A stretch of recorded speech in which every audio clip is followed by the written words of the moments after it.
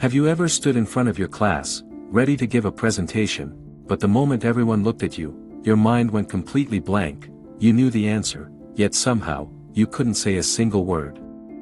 Your hands begin to shake, your heart beats so fast you can hear it, your mouth goes dry, and one thought keeps repeating, what if everyone laughs at me? Maybe you've stopped raising your hand in class, maybe you've avoided presentations, not because you weren't capable, but because you were afraid of being judged. If that sounds familiar, then this story is for you. This is the story of a boy who couldn't even introduce himself in front of his classmates, but one decision changed everything. His name was Daniel, and his biggest battle was never the audience, it was the fear inside his own mind. Daniel was a hardworking student. Every night, he studied for hours while everyone else was asleep. He knew the lessons, he completed every assignment, but no matter how hard he worked, he never believed he was good enough. The next morning, the teacher asked a question. Daniel knew the answer immediately. His heart told him to raise his hand, but fear whispered, what if you're wrong? Slowly, he looked down at his notebook, and stayed silent once again. This happened almost every day.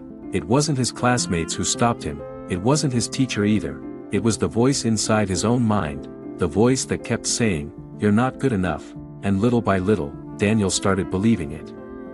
A few days later, the teacher made an announcement, next Friday, everyone will give a presentation. The classroom filled with groans, but Daniel felt something much worse, his heart sank, only one thought echoed in his mind, I can't do this.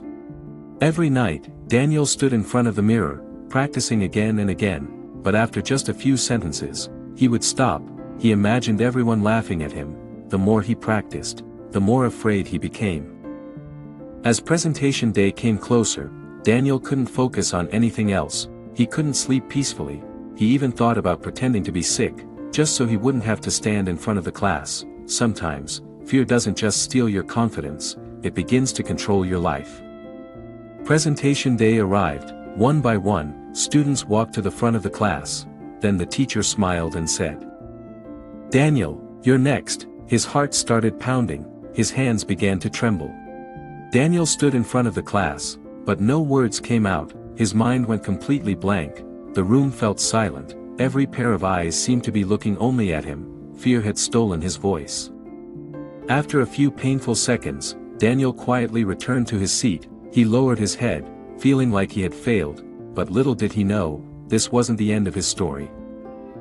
When the class ended, Daniel expected to be scolded. Instead, his teacher sat beside him and gently smiled. Sometimes, one kind person can change everything.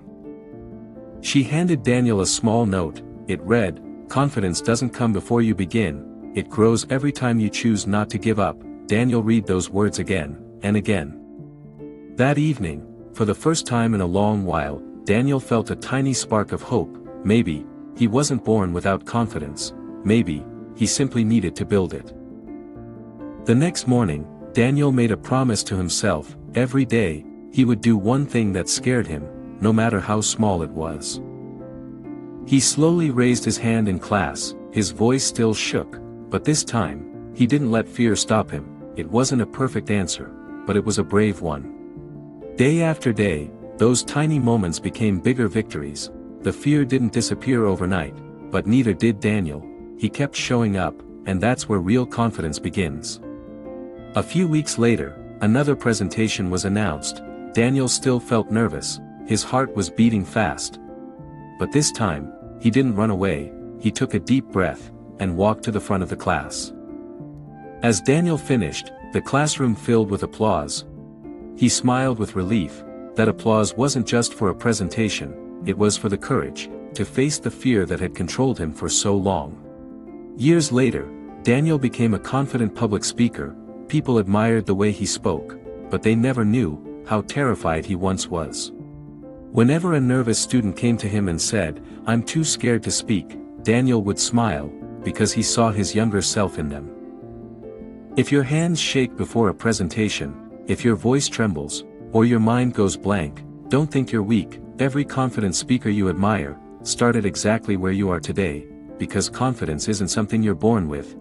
It's something you build, one brave step at a time. So the next time fear tells you to stay silent, take that first step anyway.